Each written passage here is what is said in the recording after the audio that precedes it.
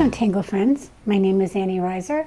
I'm a certified Zentangle teacher and a certified botanical illustrator, and I'd like to welcome you to another of my Lunchtime Tangle series. Today we're going to work on a tangle that I know you're going to love as much as I do. It's brand new to me. It is called Lunar Flux, and it's by Debbie New, CZT. Debbie New is an incredible artist and a great tangle teacher, and you should look her up. She's got a lot of stuff out there to explore, and I just want to say thank you, Debbie, for this amazing tangle. I'm going to morph it a little bit with some variations because it lends itself to that so well. And here are some of my project and inspirations. I also wanted to tell you that I'm using this as a basis for my a little gift I'm making for Christmas presents. It's Glühwein liqueur. I lived in Germany for many years, and I still subscribe to a magazine that has some just wonderful recipes in it. It's called Landlust for those German speakers out there. And I think it will make a great Christmas present. So I decided to design a little tag to go on the bottles. And this is how it started. So I hope this is an inspiration for you to either make something like this for a Christmas card or labels for something homemade like I did. So it starts out pretty large, and then I used Avery labels to create this label. So today I'm going to work on a Zendala from Zentangle. And all I did was create a 3/4 of an inch ring with a compass for kind of a string guideline, because we're going to make this, and actually you can continue it on to go all the way around to make it a wreath. So depending on how much time I have today, we'll see how far we get. But I did want to show you that this is the actual tangle. This is on my tangle tag, and it's actually more like this. But what we're going to work on today is this version in which we cluster that Lunar Flux tangle to make sort of a flower. It reminds me of those cat's paws or pussy paws wildflowers. I should go up and get my wildflower book and look up the name for you so you can look it up. They're so pretty. They're pink with little white tufts at the top. We're going to be using a PN for filling in, a micron pen, and a 01 micron pen for drawing, a soft graphite pencil. This one is a Tombow. I think it's a 2B. And then also our tortillion for blending, and I always have my kneaded eraser in case I need to lift my shading. Okay, let's get started. So I'm going to just show you the actual step out, which is, for me, it's actually, and I do believe Debbie starts it like this. It's best to come from the bottom and make 2 parallel or orid lines that look, like a stem. And then we're going to put our cluster of little sepals or petals in here. I'm just doing 3 for now. And then what we do is aura those, and you make this little bump at the top, for lack of a better word, like that.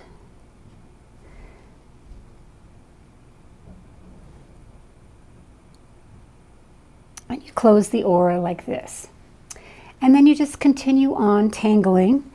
I like to change directions. I like to use the halaba effect. If those of you have taken my introductory classes, look up the Tangle halaba. It's when we draw behind. And let's just do a Lunar Flux right here. We can throw one of those in the mix.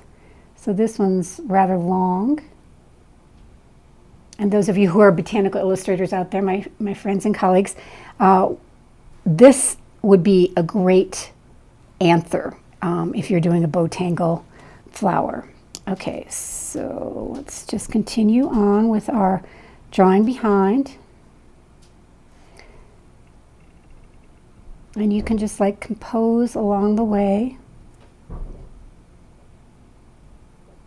And you can also obviously vary the size of your little cat's paws or Lunar Flux flowers. You can vary by how wide you fan them out or how closely you put them together. And then let's go in this direction. So I'm just being, I'm just drawing this on the fly as I feel. You just kind of look and see where there's holes and where you need to fill in.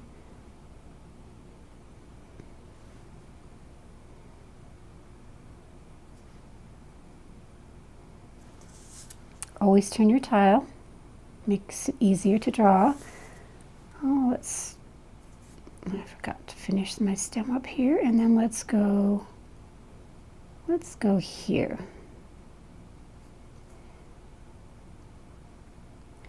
And the beauty of this wreath is all the drawing behind that's happening.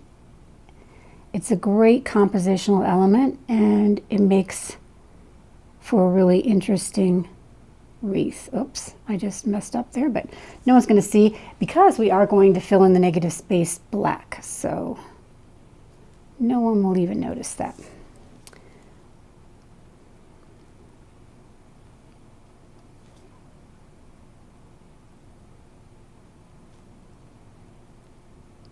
It's getting close to the edge, so I'm going to turn this little guy's head so it will stay in our wreath.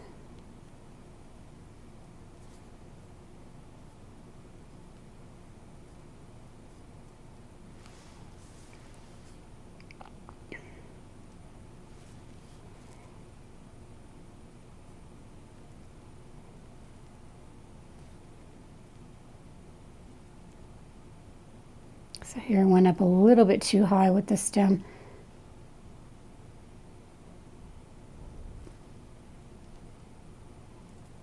But this is Zentangle. There are no mistakes. And no one's ever going to even notice it once we get everything finished. So I'm trying to fill up a lot of this space here because we are going to fill the negative space in black. And you don't want it to be so much that it's overpowering. I'm going to do another full flower.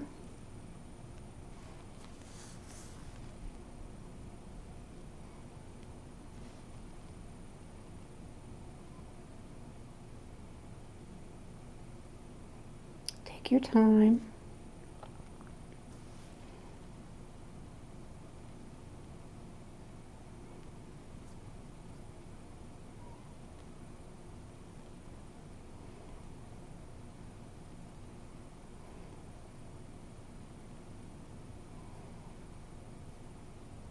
Just always draw behind.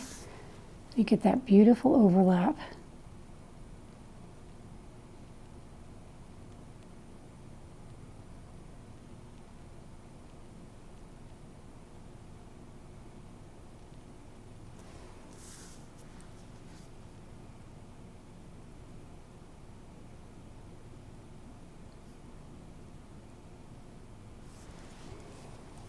It's building pretty quickly, right?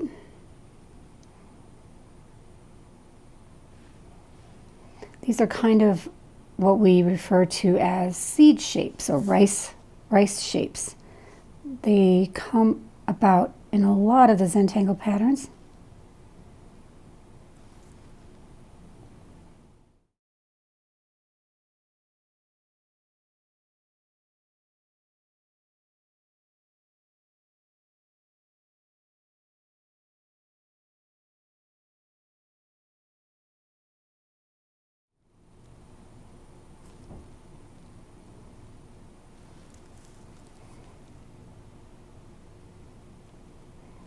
It's always good to kind of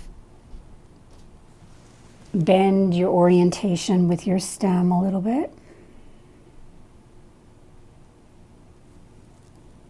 So you get some lively attitude from your flowers in your wreath, just like it would be in an actual wreath. This could use a small one or a single.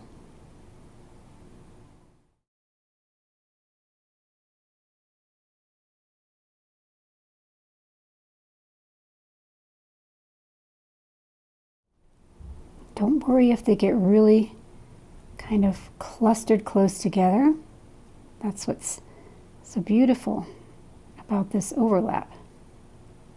They're kind of like hiding behind each other, and that will lend to a very pretty shading opportunity there. This could use a little bit of just designing on the fly. Look where the holes are. And then when we're done, we're going to go back in and add some berries where some of those little holes are.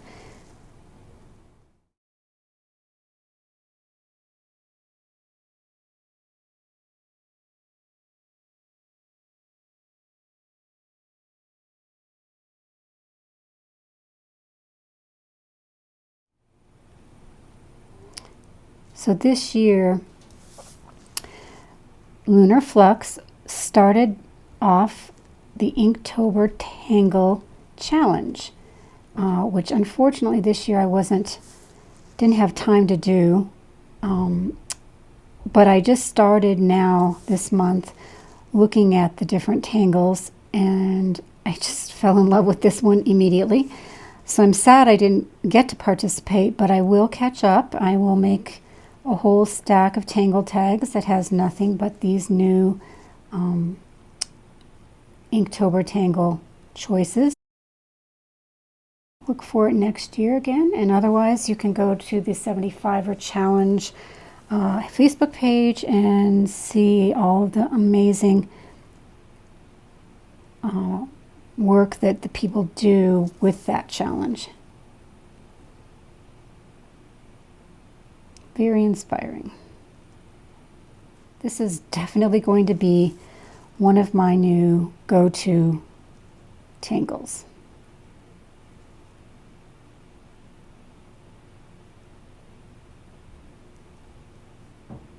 It's really fun to draw, very simple.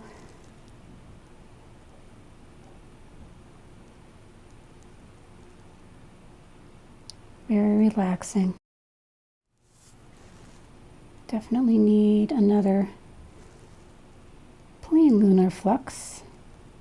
Let's do one with an exaggerated tip, like she meant it to be, which is very beautiful.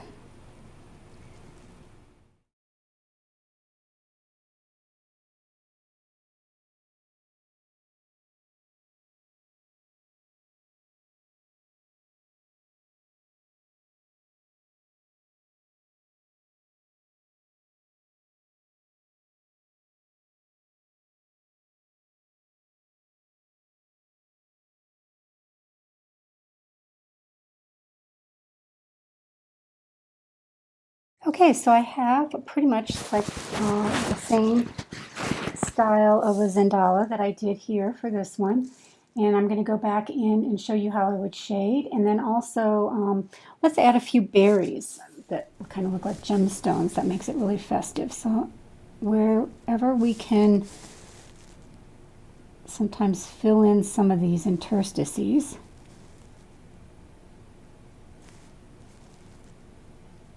You'll find places that lend themselves.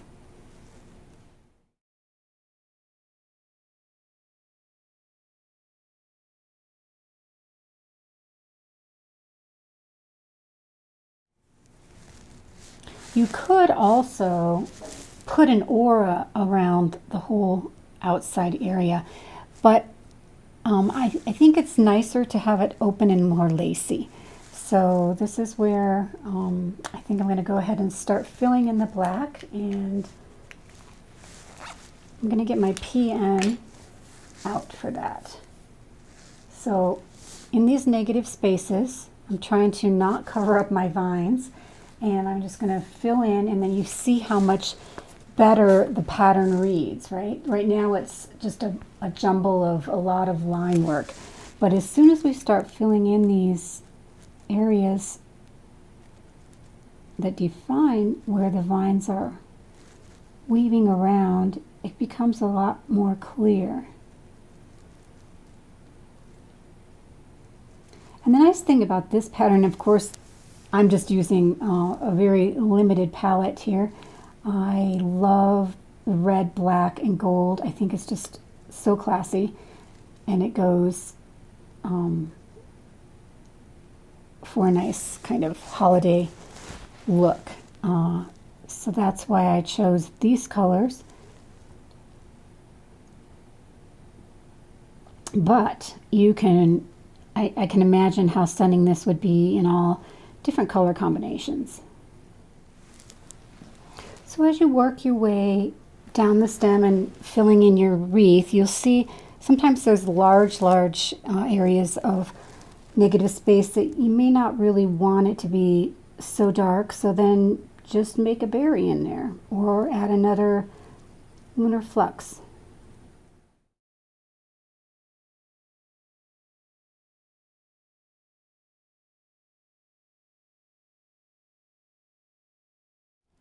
Starting to fill out and looking really pretty.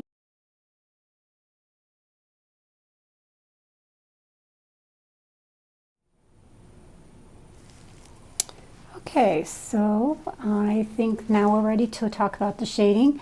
I'm just going to do a black and white version like this, where we can really show the sculpting of the petals or the sepals of our little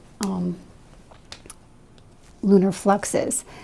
And then I'll explain to you how I did the gold version. But I'm going to take a soft graphite pencil, and I'm just going to put on one side to the right. Like in botanical illustration, we always like to see our light source coming from the left or the upper left. And this way, super simple, just load some of that graphite onto those. You don't even need a whole lot, because when you draw it out and blend it with your tortillion, you'll get quite a bit on there, which means you might have to go back and pick up with your kneaded eraser. For example, if you get that whole thing too dark, no fear. You don't want to lose the highlights, so you can just go back and pick it up and even just use what's on your stump.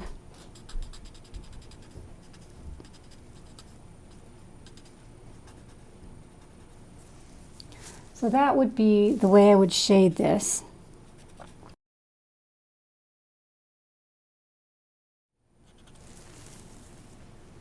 So I think that really helps you read where the blossoms are. They're all sculpted and kind of uniform now, and then that's when you can go over and you can just use this shading as an underpainting or a grisaille and go over the top of it with a glaze of watercolor or your watercolor or your pencils, colored pencils, to get a beautiful colored look.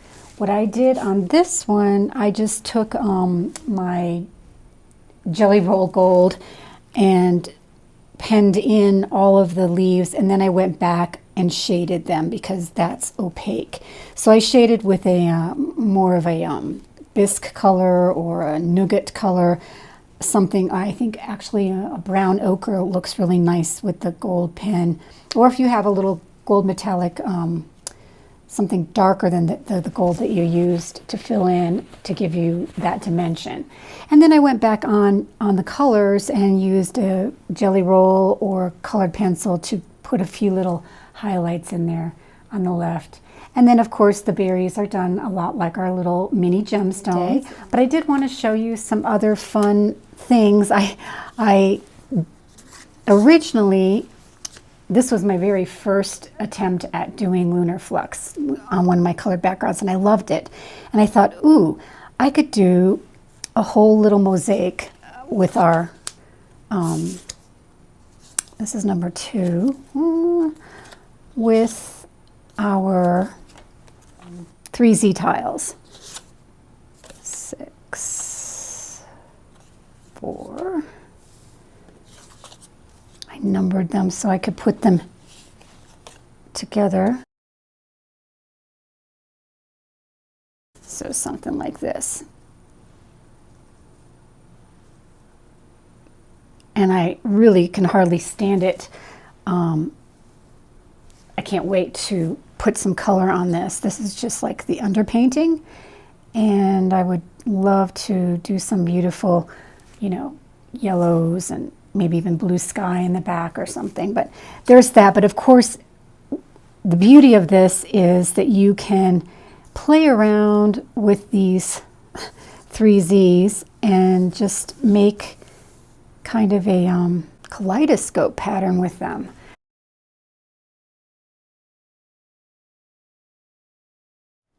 Isn't that fun?